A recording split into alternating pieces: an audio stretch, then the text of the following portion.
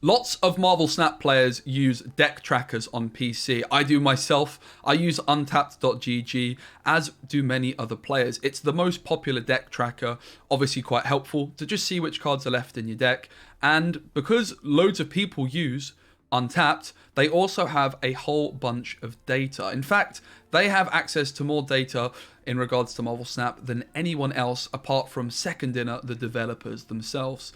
This means that when they release their tier list, which is a brand new thing they're releasing, we should definitely take note and see what their data is telling us.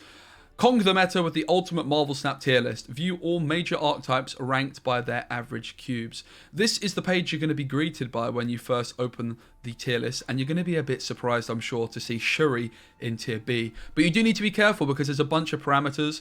At the moment, it's set to the current location, which is Kamal Taj. Also, there was Bar Sinister just yesterday. So instead, we're going to search for the latest patch, and you can see this excludes featured and hot location days, because of course the meta is very different on those kinds of days. And already suddenly we see Shuri rising to the top, but there's more things we can change still. We're going to change the player collection level. Instead of pool 3+, we're going to go to 3000+, which is the max, just for the players that have the access to the most possible cards. And then we're also going to improve the player rank. Some people might argue we could go to 70 here, because this is the rank that you start at if you start at Infinite the previous season. But I think instead we're just going to go for rank 100. Some people would argue that rank 100 shouldn't be picked because a lot of people mess around and play suboptimal decks at rank 100. But people do that at lower ranks anyway. And ultimately, if people are playing the very best decks, they're going to be having a high MMR and playing against other people with very high decks. And we're still it's just the best idea, I think, overall. Let me know in the comments if you would disagree with that. But I'm pretty confident rank 100 is giving us the best snapshot. And instantly we can see some very interesting stuff here. We've got Shuri, obviously at A tier, but Doomwave, Sarah Control, and Thanos Lockjaw all also making the A tier. I would actually agree with this. I do think Shuri is quite far ahead of them all. But yeah, let's have a look. So the Shuri we'll spend the least time on. Really interesting. We can see, like, how they've got the data. Shuri in all of these decks, of course, Taskmaster in 99% of them. And here's the most popular deck. You can also view the other 260 ones. This one has 4,200 games, so a huge sample size, 58% win rate, with an average cube rate of 0.31. I would pretty much play this exact same list. My one difference, or two differences, I would play Captain Marvel for Vision, and I don't really like the Polaris. I think you can cut her for a bunch of other things. I think America Chavez is a pretty logical option. But there's all sorts of things that you can do in there. Shuri, top deck, no one's surprised. Let's move on. Doomwave, this is where things get more interesting. So if you aren't familiar with Doomwave, the concept of Doomwave is that you play Wave on turn 5, and then on turn 6, you can play Doom and She-Hulk, or you can play Arrow and She-Hulk as well. Arrow, of course, did get nerfed heavily, but it's still very good with Wave because it's moving the last card your opponent played, and with Wave on 5, they can only play one other card. I do think that Doomwave is one of the decks which the best list hasn't really come out yet. I have a list I'm very excited to share with you in the coming days, especially when Kitty Pryde gets reintroduced to the game. So for example, this list is trying to play lots of early game cards for good points like Sunspot and Lizard and Mr. Fantastic. I think that this one is a little bit too heavy on the top end, like the Shang-Chi I think could probably go. I think the Nightcrawler's quite nice with Wave because it gives you that little bit of extra movement. I think certainly the Scorpion for that early game presence, but there's no Iceman here. I think Goose is an absolute no-brainer when you're playing She-Hulk with Wave as well, a really strong card. You could play Storm, I'm not huge on it, and if Kitty Pryde is available, which Kitty Pryde's not going to be included in any of these decks because it's obviously not in the game right now. Kitty Pryde makes this deck even better because Kitty Pryde Angela just gives you such early game board presence. I think this is one of the top decks. You can definitely surprise quite a lot of people with the Doctor Doom and She-Hulk play. Yeah, great. Sarah Control up next. Sarah Control has been a list which lots of people have been singing the praises of recently, and I can see why. I'm quite surprised though, again, with this list. Doesn't look optimal. This is the most popular version. Arrow still being in here feels like a relic of the previous metas. Sarah, Shang-Chi, Killmonger in all of the decks, absolutely. There's loads of different ways you can go about building this one. Personally, Darkhawk, not my favorite way to go. Scarlet Witch, I don't think is super optimal either. I've shared my favorite Sarah decks in the past and will continue to do so, but Sarah controls so many different ways you can go about building it, and clearly one of the top decks in the meta, which is great to see. Thanos Lockjaw also making the cut. I'm not surprised to see either. Lots of people in my previous tier list said that I shouldn't have put Thanos at tier 1, but you can still, it's still performing very well indeed.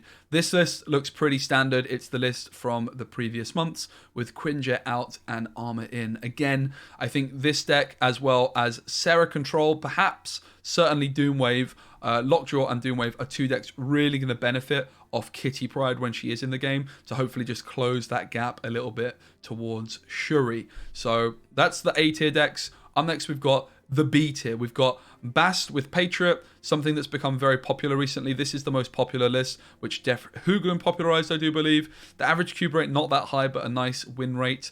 Loads of different ways you can go about building this one as well. I think the Shocker should probably be replaced for Misty Knight.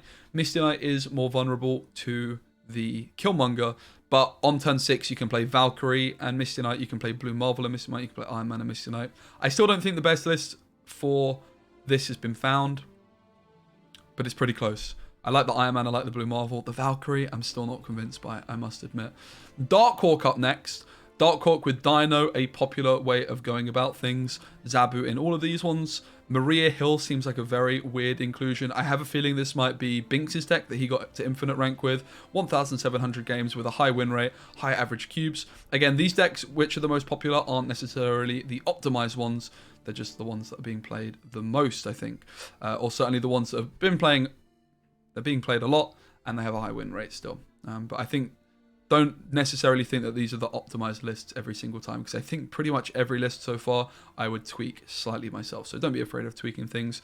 Electro Ramp with a very similar cube rate to the Darkhawk one, slightly lower on the win rate though, and yeah, unsurprising to see that. This deck is going to really struggle into Shuri decks, but pretty good into things like Thanos, should be good against Doomwave, should be good against Sarah Control. It's just, you know, very, very bad into Shuri, and quite a lot of other decks can also cause this one problems. Sandman, definitely a nice option.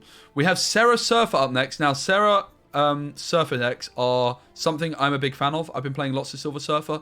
I actually don't play Sarah in mine. I don't think she's correct. I much prefer to play a 2-drop and a 3-drop on turn 5 instead of the Sarah on turn 5.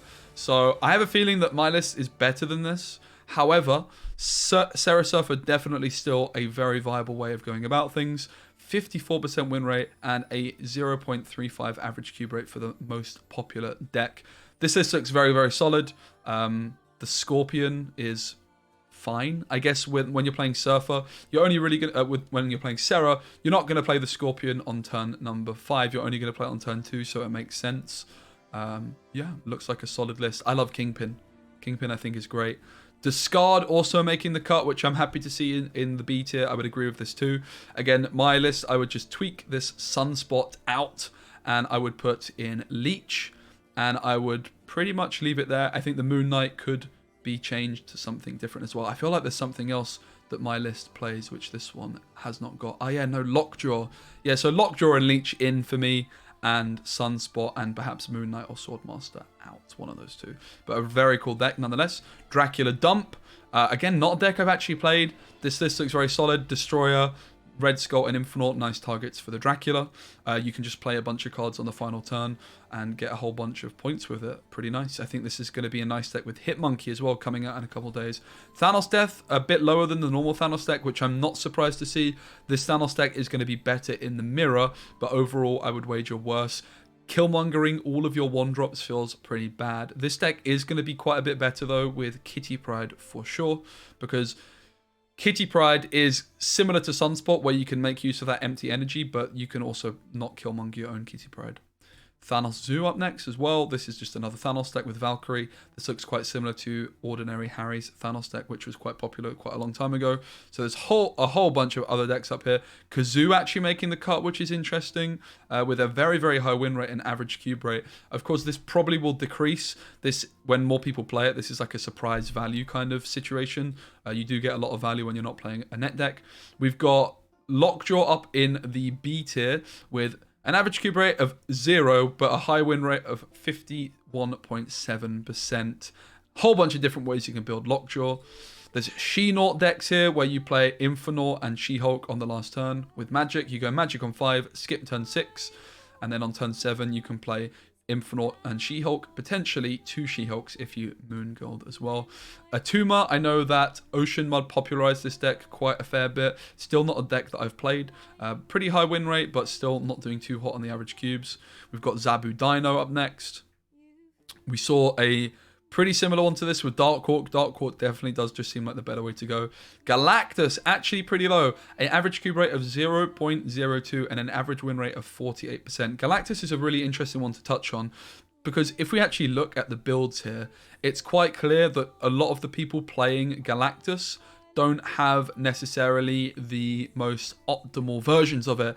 Death only in 98%, I mean that's most of them, but there's no sign of Null. And I think we can all agree the most optimized and most powerful Galactus decks are going to be playing Null. So I think Galactus is probably suffering from there being not a clear and obvious top deck. Unlike Shuri, this list is like very much, agreed upon. This Galactus list, there's so many different versions. Bounce also quite low in the meta report with a minus 0.02 average cube rate, but a win rate of 50.4%. The most popular version is Jeff Hoogland's list though, and that is looking quite a bit better on the average cube rate. This is also a very difficult deck to play in my opinion and maximize the points on with the ordering, with things like Bast onto the Mysterio and all the bouncing back to hand. So I'm not too surprised to see this lower down. I think it's better than the data is giving credit for. Then up next we have Toxic Sarah. This is with Hazmat and Luke Cage, doing pretty well also. Does have a less than 50% win rate, but as you can see, the most popular version doing pretty nice. And finally, Deathwave does make the B tier, 50% win rate and barely breaking even on the average cubes as well. And this is pretty much the agreed upon list. I think Doctor Doom is definitely a nice introduction to this one, replacing the Iceman most likely. We'll take a quick little scan at some of the other decks without looking at all of them. Cerebro 2 in the C tier. This deck really struggles against things like Red Skull, things like the Soul Stone. So the fact that Thanos and Shuri decks are very popular is really harming this one. Hela actually not doing too badly either, honestly. Quite cool to see. We've got Move. Let's take a quick look at Move. The Move deck with Magneto and Leech. I'm personally not a huge believer in the Leech in this one. I did play Leech a lot in Movement in the past. Apart from that, I like the Magneto. I think cutting the Chavez is actually quite reasonable. Magneto just trying to farm you some cubes. But cutting Forge from this deck is absolute blasphemy. There's no way on earth that's correct. Forge is so many points on Multiple Man and Human Torch if you get it down on turn 2.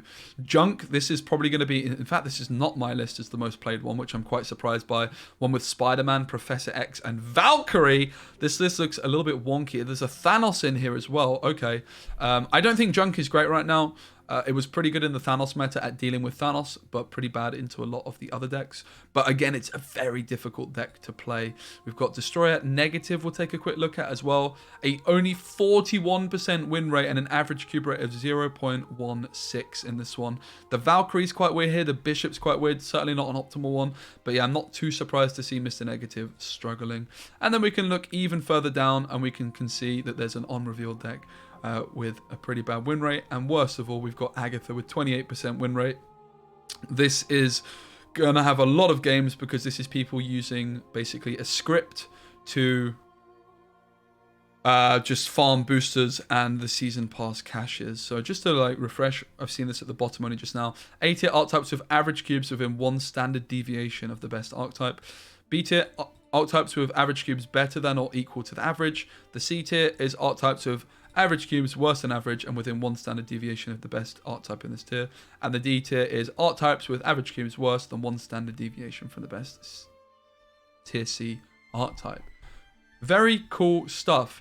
I would pretty much agree with a lot of this. Again, I think the lists are not going to be optimized, but that's a really useful tool nonetheless. Is there any decks which I think are in B tier which could maybe be going up? I don't think there is. I think I would pretty much, if you go back a few days and see my video where I looked at the Marvel Snap Zone meta report and discuss what decks I thought were the top 4, I think I put all 4 of these up here, and then Yeah, I think I'm a bit surprised maybe to see Bounce so low down and Galactus so low down. But yeah, apart from that, very, very, very, very, very good data. I mean, it's even with Galactus being down so low, it's great data. And the fact that you can really see so much about it and see exactly, you know, what the lists are looking like, all the data, like Galactus, you're like, it's a bit weird it's so low down. But then you're like, oh, right, well, Null isn't even in the top 6 most popular cards when realistically it should be in every single one of the best Galactus decks. Thanks for watching the video, guys. I can do this every month if this is something you enjoyed, me taking a look at the data and then sharing my opinion. I do also want to just post my own meta report with my own refined lists, so that will be coming probably a little bit after Hitmonkey and the meta settles a bit more with the Hitmonkey introduction. Thanks so much for watching and see you on the next one.